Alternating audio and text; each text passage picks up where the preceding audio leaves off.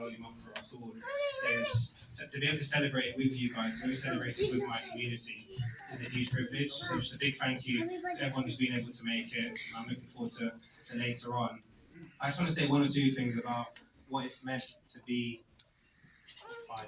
Can everyone still hear me? Yeah. What it's meant to be Muslim and Lord Mayor throughout this year. Obviously, it's the first time we've ever had a Muslim Lord Mayor in the city of Westminster. And for me, it's been a chance to, I guess, a bit of outreach, a way for me to express my culture, a way for me to introduce people to Islam and what it means to be a Muslim in this position.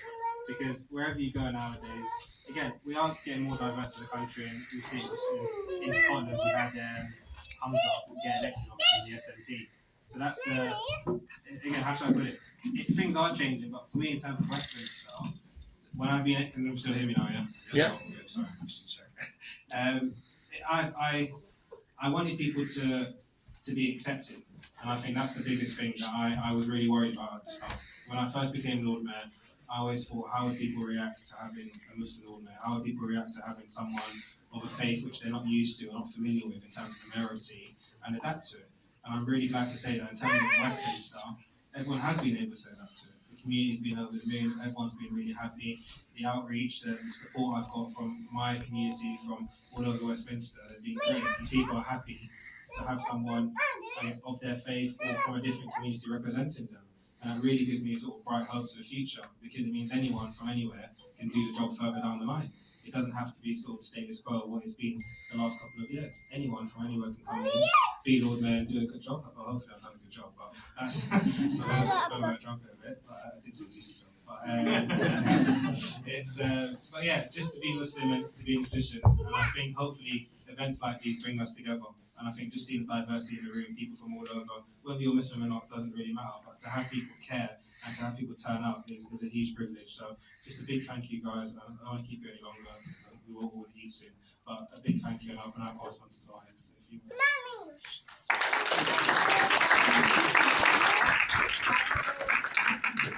Assalamu alaikum. May peace be upon you. I'm Zahid Nawaz. I work for the Young Westminster Foundation, which is the charity that is being supported by the Lord Mayor's charity for this year. Thank you, Hamza. On behalf of my colleagues, we want to thank you for giving up your evening to share this community iftar with us. And of course, to thank the Lord Mayor and Westminster City Council for hosting this event and for their assistance with all of the work required to make this event a success. Thank you in particular. I don't know if Lizzie is here from the Lord Mayor's office, but particular thanks to Lizzie and Sophia. Sophia, who is wearing in the green. Thank you, Sophia, for all of your help, decorations, outreach to your colleagues as well. Absolutely fantastic. Thank you so much. So Islam and Westminster have got very strong connections. We've got Regent's Park Mosque, a leading Islamic institution. We have the Aziz Foundation, a leading charity that sponsored the Ramadan lights this year in Coventry Street, which is absolutely fantastic. A joy to see for many Muslims. And Westminster is the home of key contributors to British and indeed to world Islam, and not just our Imam over here. Cat Stevens, a pillar of the British Muslim community, was born in Marylebone, brought up in Soho. Now, you know you've made it as part of the establishment when you get invited to play Glastonbury, and he's playing the Legends stage this year. If anybody has tickets, I have a queue of people waiting. Only too happy to take them off your hands. Martin Lings, a name you may not be familiar with, worked at the British Museum. Martin Lings has written what is regarded as probably the best biography of the Prophet Muhammad, may peace be upon him. And Timothy Winter, again, a name you may not be familiar with. Timothy Winter was educated at Westminster School. He's one of the leading Muslim theologians in Europe, founder of the Cambridge Central Mosque Project. So, strong connectivity between the borough. And of course, Young Westminster Foundation is a charity that supports and it wants to improve the lives of young people in Westminster.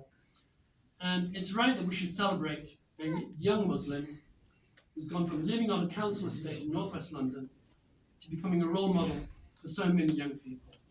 And of course I'm referring to Big Zoo. For those who don't watch that particular television program, he is Big Zoo's Big Eats. But obviously Hamza comes in a close second. So look, that's enough from me. Well, just in terms of the logistics for the event, at around 9:30, that's sunset, that's when the Imam will arrange the call to prayer, the Azan. That signals that the sun has set and the fast, for those who are fasting, can be opened. Those who wish to pray, we've arranged, and thank you to the council for arranging the prayer mats, some disposable prayer mats. Please take a prayer mat. We're going to line up behind the Imam in this room. If you haven't already done your ablutions, please make tracks over to the washrooms, which are on the right-hand side, so that we're ready to go at 7:30. For any females who wish to pray, we'll be praying in the same room, so please line up behind the Imam at the back of the room. And we'll then make our way to the kitchen area where the iftari will be served. We are very conscious that in this month there are a number of additional prayers that Muslims will engage in. So some of our guests may need to leave the room pretty soon after dinner to make their way home for evening prayers. So again, thank you so much for attending. Do enjoy the iftari, and we look forward to seeing you at the Eid celebration event, which the Lord Mayor will be hosting here, April the 26th. Keep that date free in your diaries. Thank you so much. I'm going to pass over to the Imam.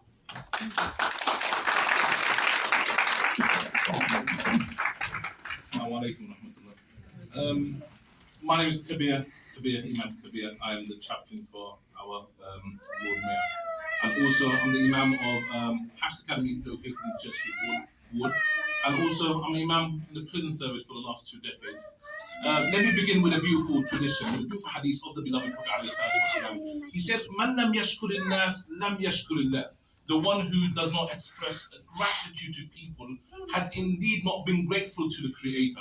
So allow me to begin by really expressing my sincere gratitude to each and every one of you for coming this evening for the Iftar gathering. Thank you very much. A bit about Ramadan. So Ramadan is the 9th month of the Islamic lunar calendar.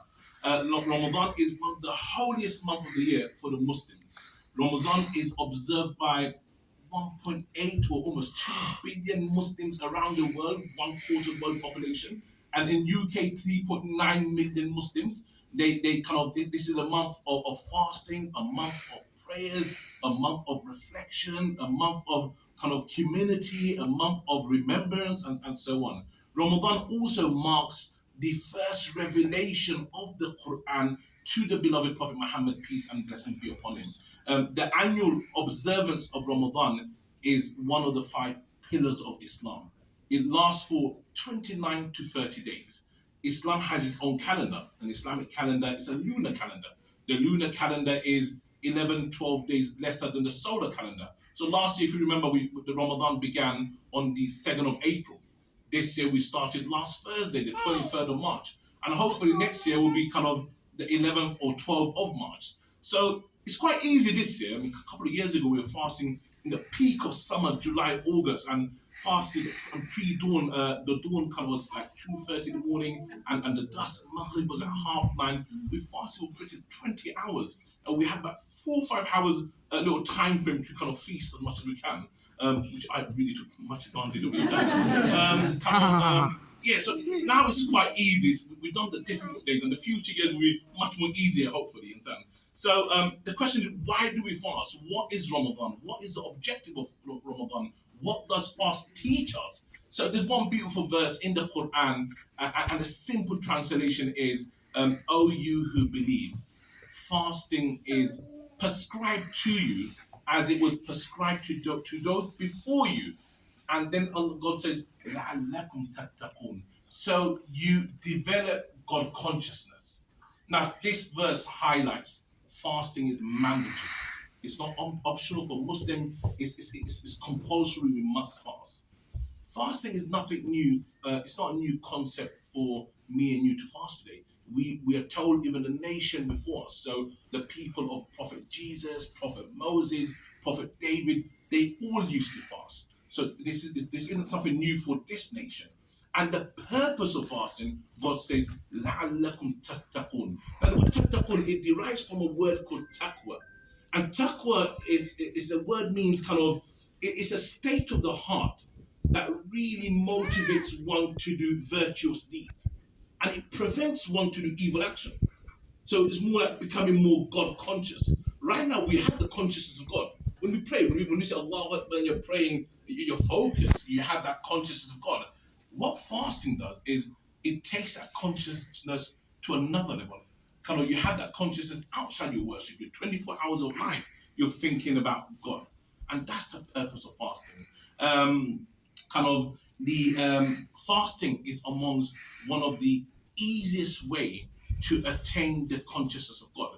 I think fasting may be the only act of worship which is very secretive. You can't tell if one's fasting until someone tells you, look, I'm fasting. When you pray, it's visible. You know someone's praying. When someone's in charity, it's visible. Someone's giving charity, pulling out the wallet and giving money. When someone, I don't know, go for pilgrimage, it's visible. They wear the haram, the cloth. But when you're fasting, no one knows. Unless one decides to say, look, I'm fasting, I cannot eat and drink. So it's a very secretive action. And one's fast, when one does fast, he does it only for God. I mean, there's no one there. He could pretend that, look, I'm not fasting. He could pretend that I am fasting and secretly eat and drink. But one does not do this because he keeps the fasting only for the Creator. Exactly. So the purpose of fasting is God consciousness. And what else? Fasting teaches us self-restraint, self-discipline, self-control. Kind of. The question is, how does piety or consciousness of God increase when you fast? You know, we say kind of a hungry man is an angry man. The mood swings you get when you fast towards the latter part of the day. I tell my wife you're fasting, you understand? So because we know it's you're fasting, you understand? So we do get a mood swing towards the latter part of the day. So how does fast increases that consciousness of God? So the way we fast from early hours in the morning till kind of evening, we do not eat, we do not drink. Likewise, we also try to fast with our eyes. We control our eyes, our ears, our thinking, kind of every limb, every kind of limb we have. We kind of it's a self-restraint, self-discipline, self-control. And when a person kind of the whole month spends a month of controlling and self-discipline, then you feel that consciousness of God has increased. Or otherwise, there's one beautiful hadith where the beloved Prophet said, kind of, there are many people who fast and they get absolutely nothing from the fasting besides hunger. Or many people, they stand up in the night for prayers and they absolutely get nothing besides tiredness, sleepless nights. Because they were fasting, but for the whole day they were kind of backbiting, or they were angry, or they were saying foul language. So the whole objective of fasting is missing. We're coming very close. And one last thing I can say, kind of, fasting really teaches us about empathy. You really feel, you know, when you suffer the pang of hunger while you fast, it develops this empathy. You feel for others. And what's the difference between a kind of Islam and Iman? Islam is like the outwards, and Iman is inwards. A Muslim prays, but a mu'min is a person who feels, and that's what fasting does. You feel for others. You understand? You feel kind of people around the world who will have nice food, but there will be people out there who have very minimum food. People who are less fortunate, people who are poor, people who are needy. And then this builds kind of a little life mission that we should support them. And we should think about social kind of responsibility, kind of civic responsibility. And so this is all kind of objective aim of fasting. I pray to God that He accepts our fast. I pray to kind of Allah subhanahu wa ta'ala, He kind of prolongs our lives and enable us to do the righteous deeds that will make us close to Him. We pray to God that Allah give us a kind of makes the remaining days of Ramadan easy for us. We pray to Allah subhanahu wa ta'ala to make us all righteous and faithful to our own faith. And we pray to Allah subhanahu wa ta'ala, He protects us from all evil and so on. Amen. Thank you very much. I'm sure we're very close. We've got last 1 minute left. Thank you very much. Thank you very much.